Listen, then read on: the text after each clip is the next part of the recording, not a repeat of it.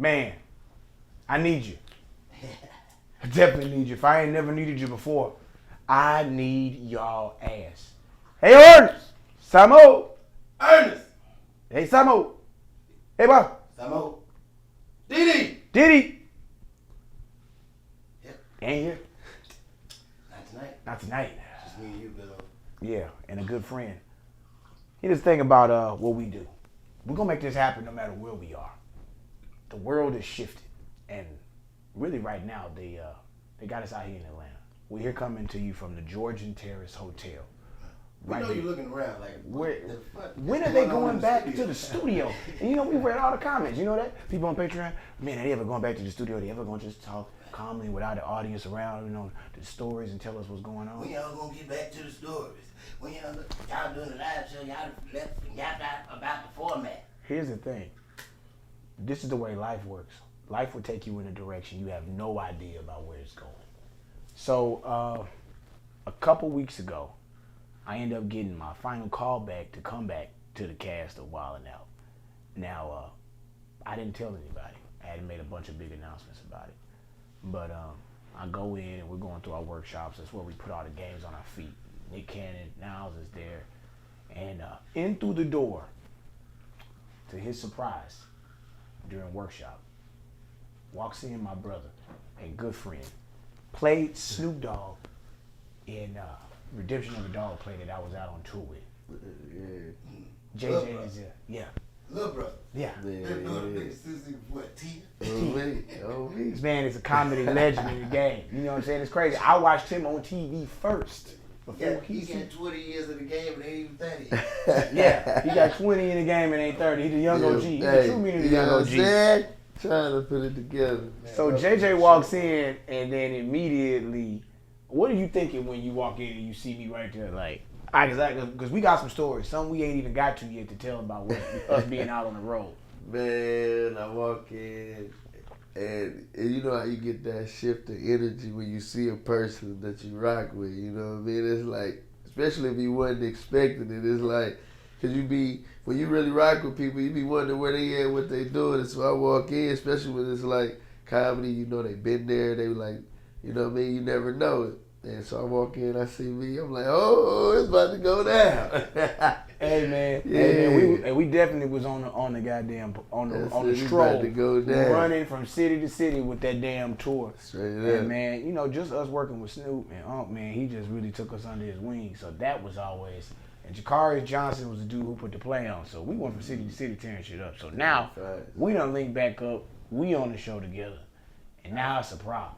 I forgot about the Snoop. I thought you were talking about they had you on that Teens of Comedy tour back in the day. Oh no! I didn't do that Teens of Comedy. They had two niggas on the tour. Brandon T. Jackson and Corey Fernandez. Yeah, I know both of them niggas was 32 at the time. Them niggas with adults. 3 kids. How you a teen? How you a teens with teens? How you on the Teens of Comedy tour? Nah, it was straight. It was straight. So shout out to my nigga Corey. Yeah, thanks. Man, yeah, so, that tour was straight though. We did that. It wasn't even a huge tour though. It was just, you know what I mean? Really, I was just getting started still. So, you know what I mean? They had that young look at the time to run around. Y'all niggas was still looking too old and shit. I looked on the Teens of Comedy back at that time. Okay? You look like you'll be on the Teens Comedy right now, right?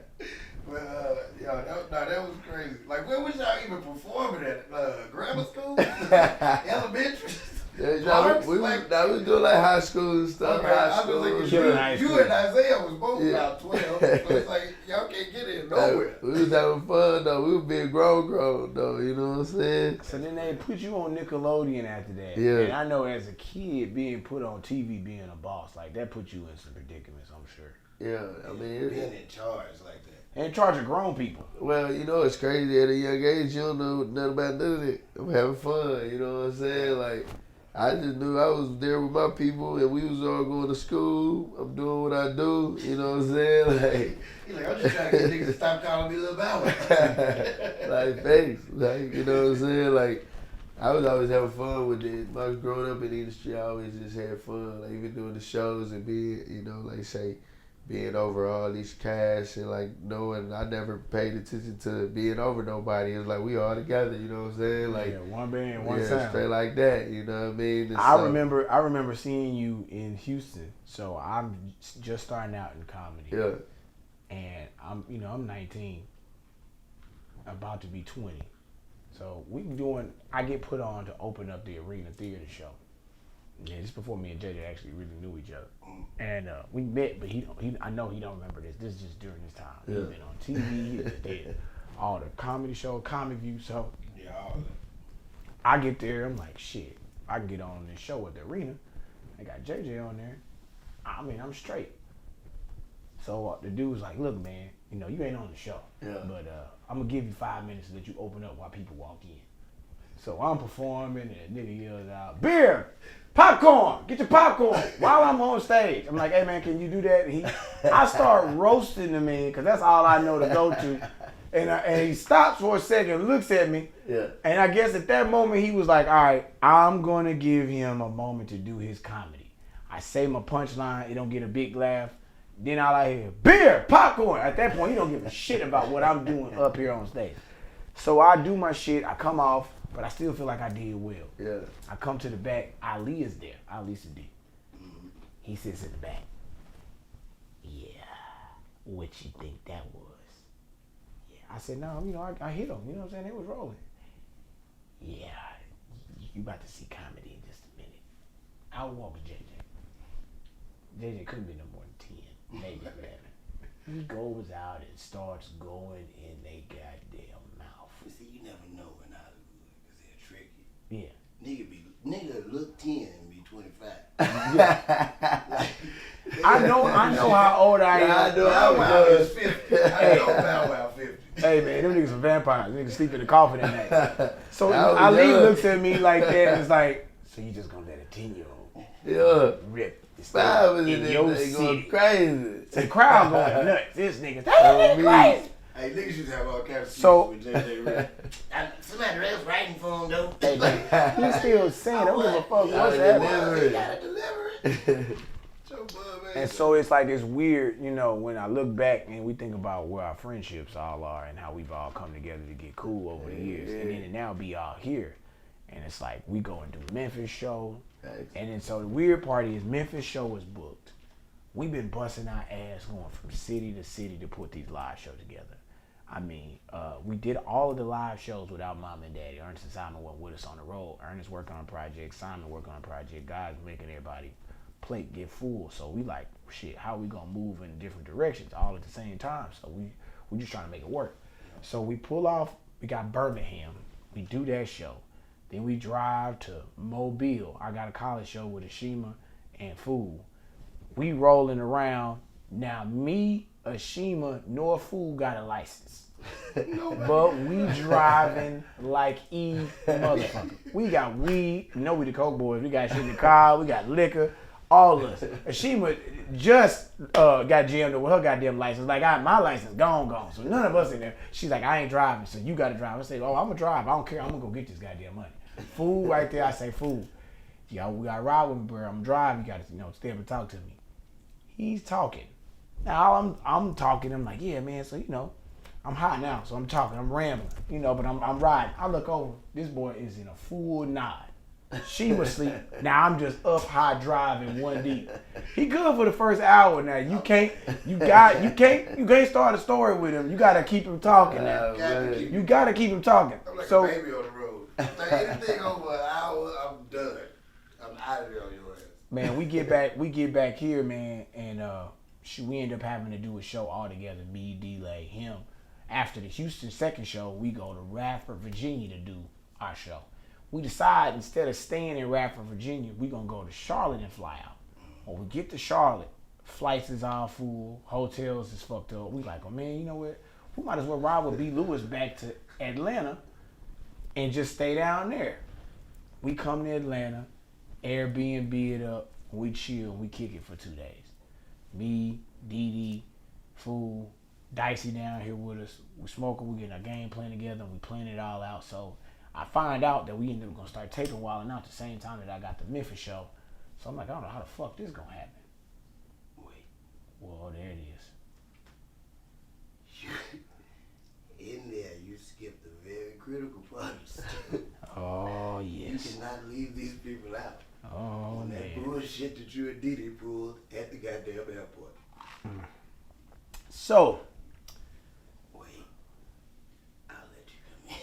Go ahead, tell me. I will let you come in. So what happened? Let me tell you what I saw. I'm sitting there. We at the airport. We're on our way from. We was at Billy Mom's house that night. We trying to get to the airport in time. We had a show in Houston. Left the show. After party at Billy Bob's house. We up there 4, 5 in the morning. Leave there, go straight to the airport. Our flight leaves at 6:05. It's 5:45 and we on the highway. We're not gonna make it. Mr. Optimistic over here. No, we good, man. Just chill out. We know just gonna get there. Nigga, we not making this flight. We get there, get to the gate.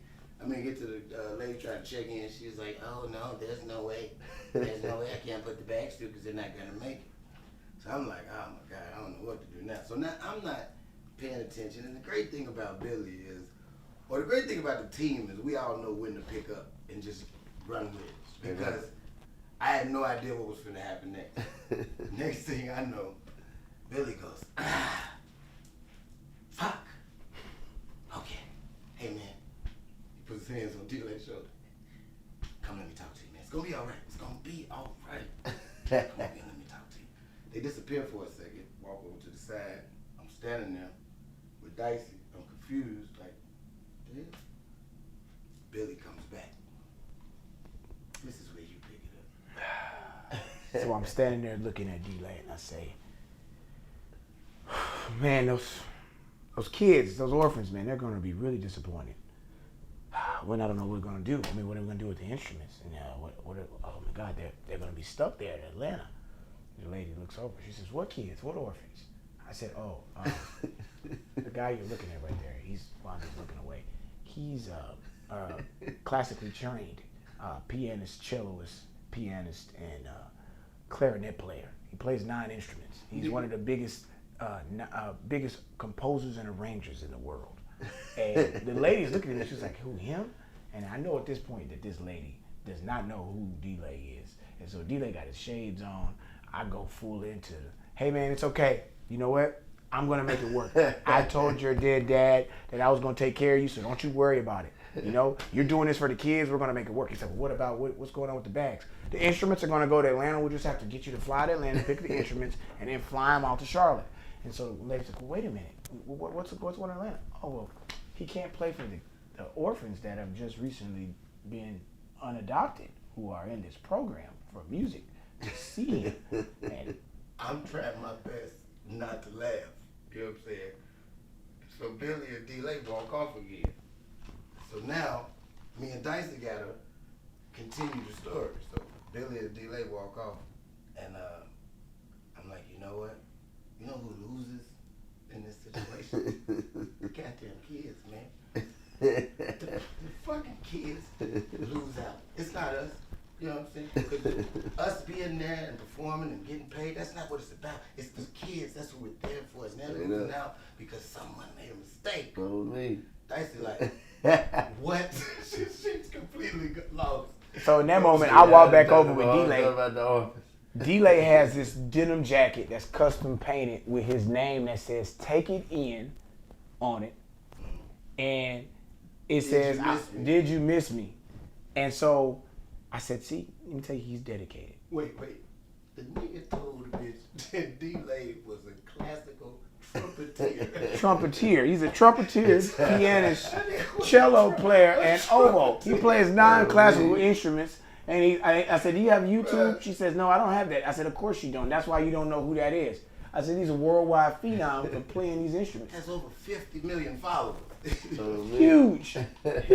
So I said, see that guy right there? He's all about the kids. He does this for them. He makes plenty of money doing what he does, but he does this to give back to the kids every year because he's an orphan growing up, and these kids are orphans. So let me show you what his jacket says. Turns around and says, "Did you miss me down there?"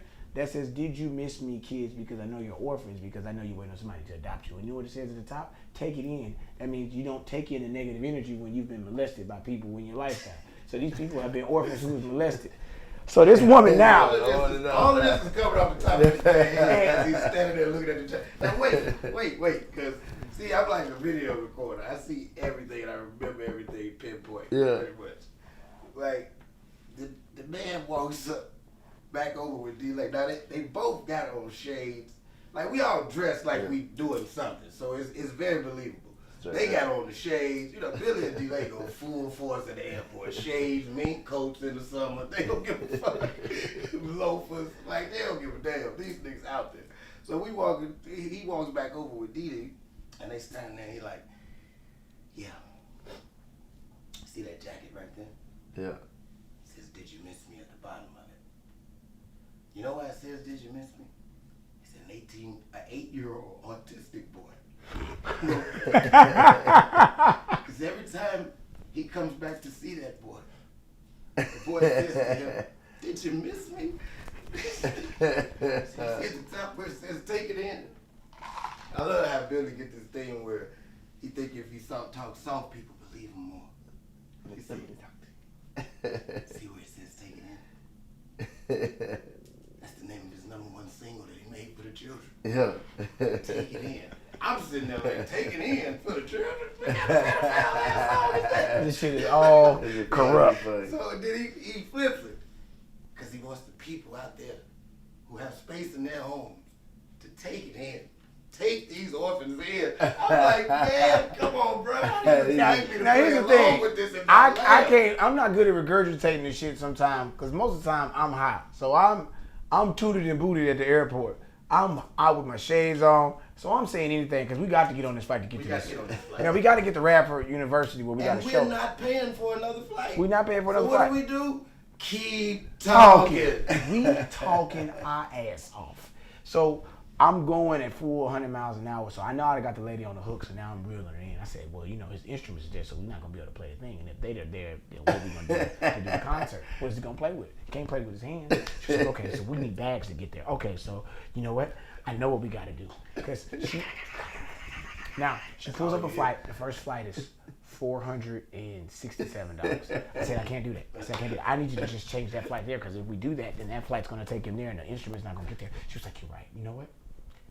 I know what to do. She starts putting in shit. She calling people over. She's telling people the story. Now I'm saying this loud enough and talking. This is when you know your lie's working, when somebody starts telling your lie for you. So now she's lying to other people for me. So it's not got anything to do with me. Yeah, he's a classical trainer.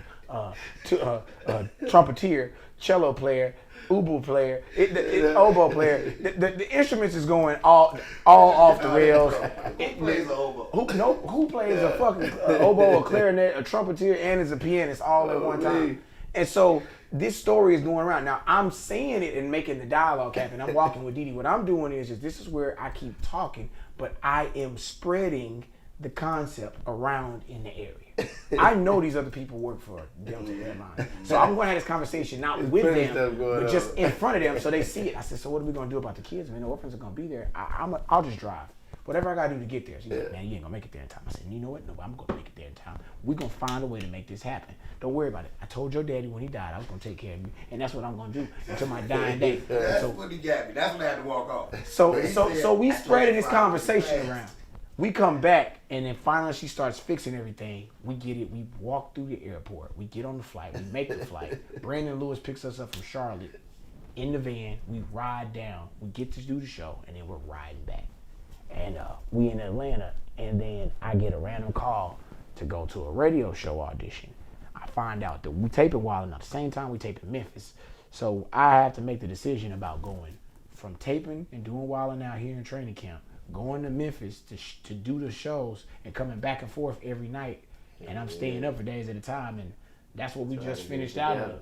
So now we in the middle of shooting this season of season 14, and man, it's fucking nuts. It has been a roller coaster of shit that has been going on. Right. But y'all been asking where Billy been, you know what I'm saying? You didn't see either me and D-Lay in the studio together or all three of us in the live shows, but it's like, that's what it is. It's like when you got work to do, that's the reason it's three of us. Because if one of us can't be there, two of us can't. If two of us can't be there, one of us will be there with somebody else. We're gonna make it work. Like we're dedicated to making sure every week this show is out, especially Bill. You know what I'm saying? Like I've been reading the comments. I read them. Y'all know I read them because I talk back to you. I say shit. You know what I'm saying? I'm defensive as hell. You know what I'm saying? Yeah, I had to come stand. I had to get him because if I catch him in the comments, I'll be like, "Hey man, what you doing? Go in there, log out, bro. Go to log out." I'm sensitive about my shit, so I'm Man. These motherfuckers pay attention. Yeah, they be really watching. Oh my god. They go. Hey man, is them Billy shoes there? No, nigga, we just happen to go to the same store. They be on it, bro. It's somebody right now typing up Lil JJ. Nah, that ain't Lil JJ. Ain't no way. That's a grown man. It's somebody right now typing up. And JJ trying to figure out where the fuck is this story going. Cause these motherfuckers is going on and on. I said, my nigga said, keep talking. I said, God damn. I said, this motherfucker here can tell you a story in a time machine. Nigga, take you all the way back there. You are going to see and hear all of it. And that's like hilarious though. You've been doing this for so long, bro. Like, man, you know, this shit for you, bro. Yeah. I mean, like, we done had some nights out there on that road.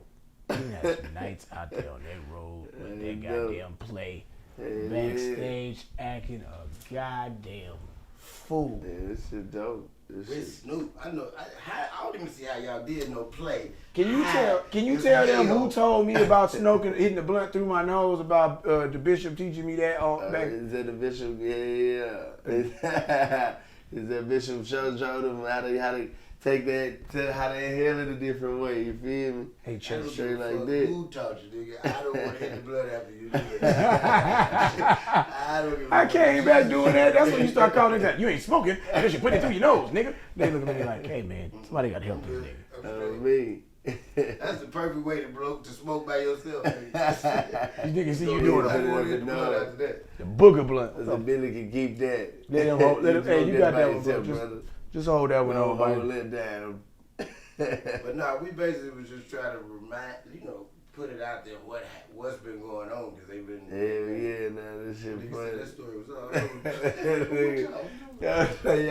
I got the whole story. I was just like, I said, man, then we get on the plane, and when we get on the plane, you can hear the instruments up on the plane rolling around. They didn't tie none of the shit down.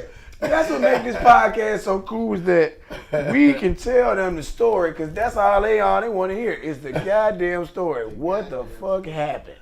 How did y'all get out of that shit? I'm pretty sure in all the time you've been out here and starting as young as you did, you've had some crazy run-ins, like situations, stories, you know what I'm saying? You got, like you was telling me earlier about, working without being that young with that much going on at one time, like I know that had to be nuts. Oh like, yeah, nah, definitely. I know it was nuts. You know why I know it's nuts? How you know? Because there's so many women always around us because of the things that we do. No matter where we go, they always show up. And if you want a man that's making shit happen, give us a call.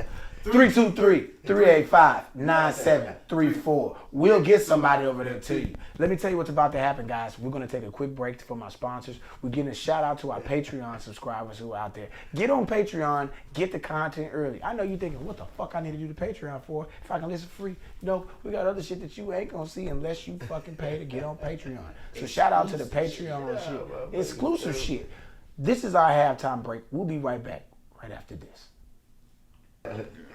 All right, so we back. Once again, we want to send a shout out to our sponsors, Your Cost Furniture in Houston, Texas. Make sure you check them out. YourCostFurnitureTX.com. See them for some very, very dope furniture. They put together the furniture from our last 2 live shows that we had in Houston. So big shouts out to them. All our friends over there, Your Cost Furniture TX in Houston, Texas. Appreciate you. Hey man, now look, Houston, man, we had some shit. Houston was rough. I mean, there was all type of shit that was happening.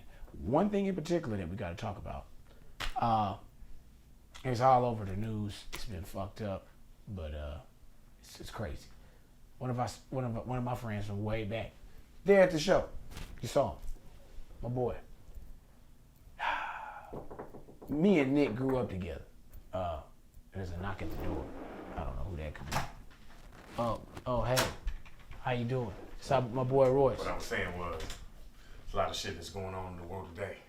Come on in. Y'all free to come on in. How you doing, ma'am? How you doing? How you doing, ma'am? How you doing? Right in the middle, it's definitely some 323-ish occurring around here right now. You got the Cowboys on the loose with us, and we are out here by ourselves. My boy Royce, shout out to my boy Royce over there. So shit's crazy. We do the show. My boy comes now, he buys out the section, supports the fuck out of the shit. My frat brother show up, calls afterwards. Hey man, you know Kevin Hart, right? You can call Kevin Hart. Call Kevin Hart for me, man. I got these Picassos I'm trying to get off. First of all, speaking about Kevin Hart, let me tell you something. I fucking walked in on Billy, brought some booties who didn't know what was going on. Now we finna dip. Appreciate you, Billy. All right. Hey, let me tell you something.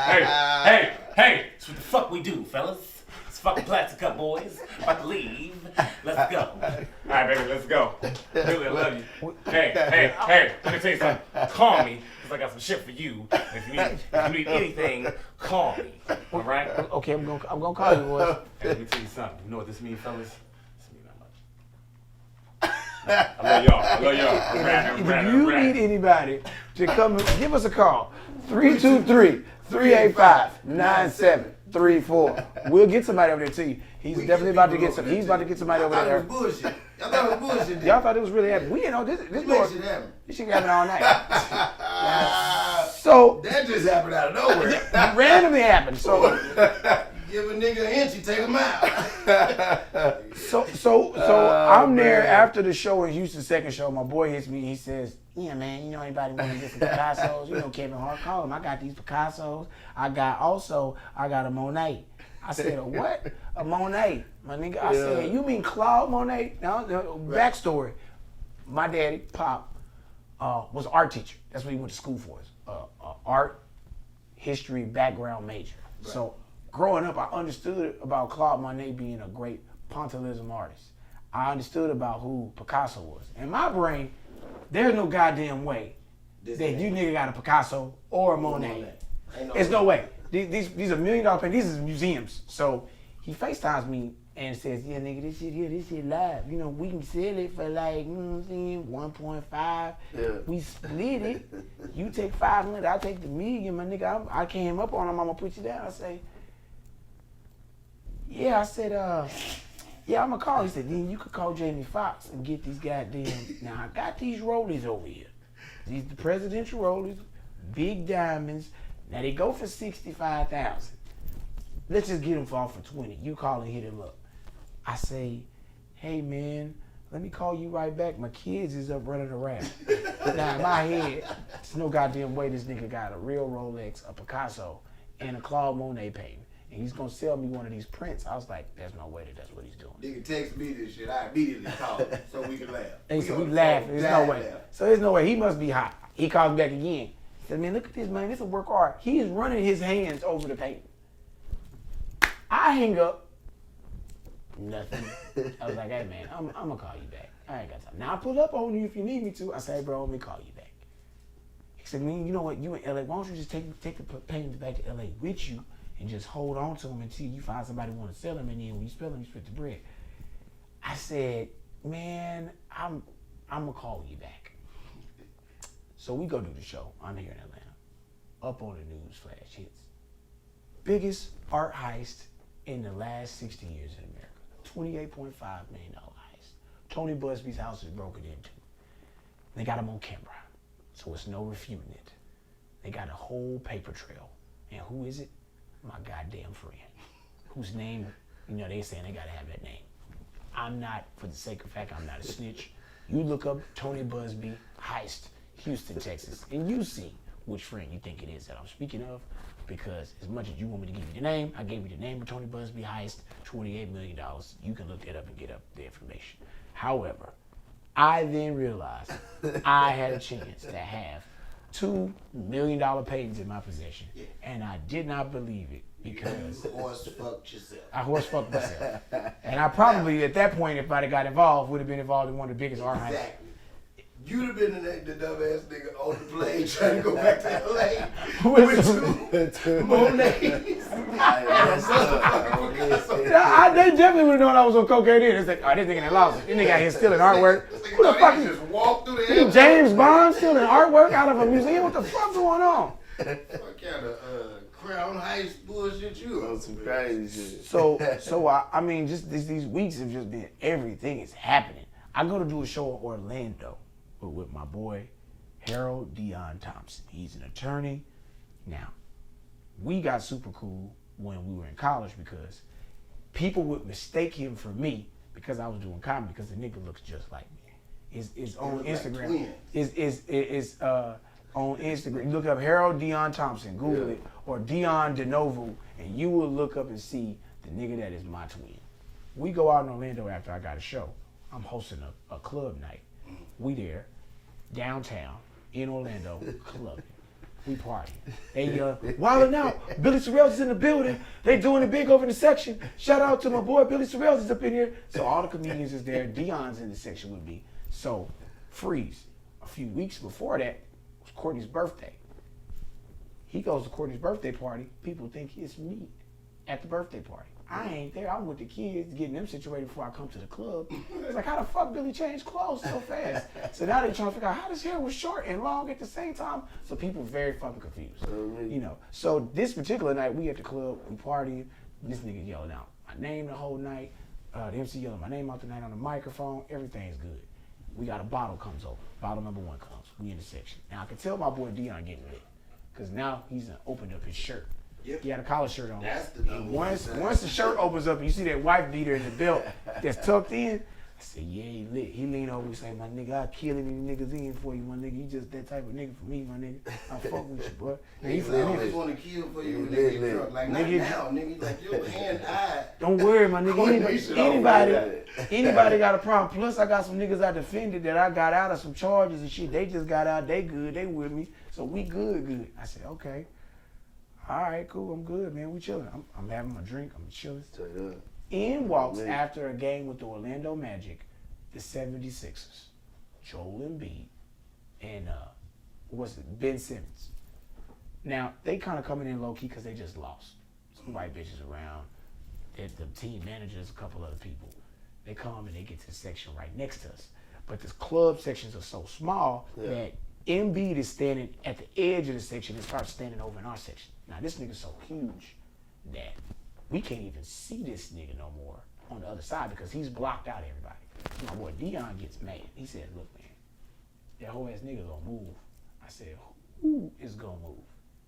That nigga right there, blocking our section, trying to take all the shot and roll. Niggas got their own section to move the fuck around. So he gets up out of our section, walks down to the front of our section, and is talking to the nigga like, hey, bro, you need to move. You in the way.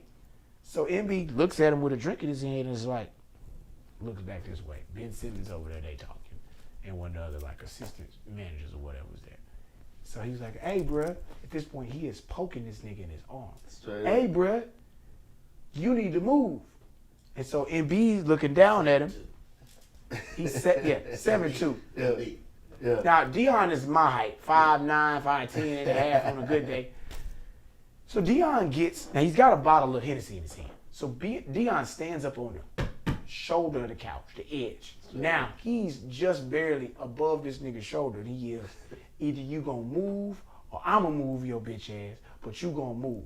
At this point, he opened his hand up and mushes MB onto the side. Yeah. MB head does like this. The manager jumps over, bodyguard jumps over in the middle. Dion like, yeah, nigga, we'll beat your ass in here. Now, normally, I'm the person doing stupid shit like this. I was just sitting there thinking, like right now, it's like you're watching yourself be you. Because not only does he look like you, but he's acting like you when you're drunk right now. So Ben Simmons gets up, he walks over. I'm like, fuck, what the fuck is happening here? This is only the future of the 76ers franchise. I said, damn, do you know who that is? I said, man, that's Joel Embiid and Ben Simmons, bro. Why don't you chill? Man, I don't give a fuck. Fuck the 76ers, nigga. I'm from Memphis. I was like, oh, you lit. I said, hey man, it's just us. It ain't just us. It ain't. Yeah, look, you see that right there?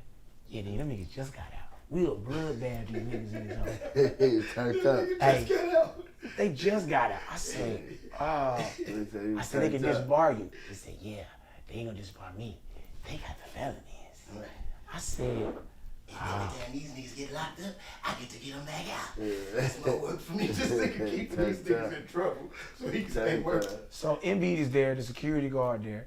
Embiid comes to the edge of the section again, and so Dion says to the security guard, he said, if you come around the corner of that couch, I'm gonna knock his bitch ass out with this bottle. So now, he says it's loud. Everybody's just looking. The bitches look over. The security guard looks over, like, hey, man. Then the security guard looks at me. Dude yells out, Billy Sorrells wilding out in the building. So I'm sitting there, and I'm like, man, what the fuck? So Ben Simmons walks over, and he leans in the set. It's a couch, right? It's right here. I'm sitting here like this with my bottle. The goons is right there. My clone twin is in the front. And Ben Simmons says, hey, man, this Billy Sorrells nigga, man, that nigga whole ass nigga, man, he out here tripping, bro. This Billy Sorrells nigga on that bullshit. You ain't did shit. I ain't did shit. Now, right now, you are in the 76 locker room on the wall. We gonna beat his Throwing ass. motherfucking darts at your picture. So the goons start closing in on Ben Simmons and Joel Embiid's section. I'm sitting there like, man, I didn't even do nothing. I'm not even tripping tonight. I'm just sitting here. The one time you ain't on shit. Yeah. Cooler. Cool the fuck in. Now, mind you, Courtney been blowing my phone up because Courtney cloned my phone. We're gonna get to that. So I made a mistake. Earlier this summer, I told her that, her iCloud information was able to be accessed. It was on my computer so I could see conversations or whatever. Billy, you see this is a real podcast, and all the people listening and listen to the story, nigga, I'm sleepy at this point. Now, they are in this They are motherfucker. listening. Ain't y'all listening? They like, If they watching and they comment, they see me preaching and moving. first of all, The cameras is rolling. the camera rolling. The camera rolling. It is 1 o'clock in the morning. 1 o'clock in the morning. In the Georgia Terrace. We got a show tomorrow. And we had to tell these You people. gonna have to tell these people the story later is what I want to tell your ass. I'm not the goddamn sit here and listen to not damn more motherfucking stories. I don't give a fuck. No, fuck that shit. Y'all motherfuckers can put the comments, put it in there. Y'all can hear this shit and take y'all ass to bed. Go to bed. Go to motherfucking bed. We're not finna hear no more stories tonight. We go matter of fact, So pick what we're it up gonna where do it left is, off. what we're gonna do is, we're gonna tell you the rest of the story about me, Courtney, and how this phone cloning shit goes bad. But I gotta say one thing, one impeccable thing. This is the way the Lord works. So I have to leave to go to Memphis. I gotta say one thing.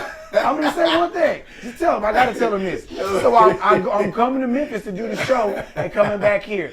In the airport, I take my shit through TSA. In the airport, I'm going to my gate to fly back in. I'm leaving these niggas in the daytime to go do this shit, to go do the show and come back. I say, all right, I'm gonna be right back in training camp tomorrow. Coming through TSA, who the fuck do I see? From behind, tall, 7'2". Dark skin, nappy hair. Turns around, it's Joel Embiid. I said, how the fuck this nigga see me in the fucking airport? That moment, Embiid looks me dead in my face and says to me, "Did you miss me?" God damn it, we took you around the world and back again. Did You Miss Me podcast, the best storytelling podcast around. Obviously, we are fucked up. We've been drinking Steven Seagal. The parents done left us out here on the road. Kelp boys on the We gotta loose. put JJ to bed. JJ got to perform tomorrow. JJ was drunk the other day. So was I. In the middle of the goddamn workshop.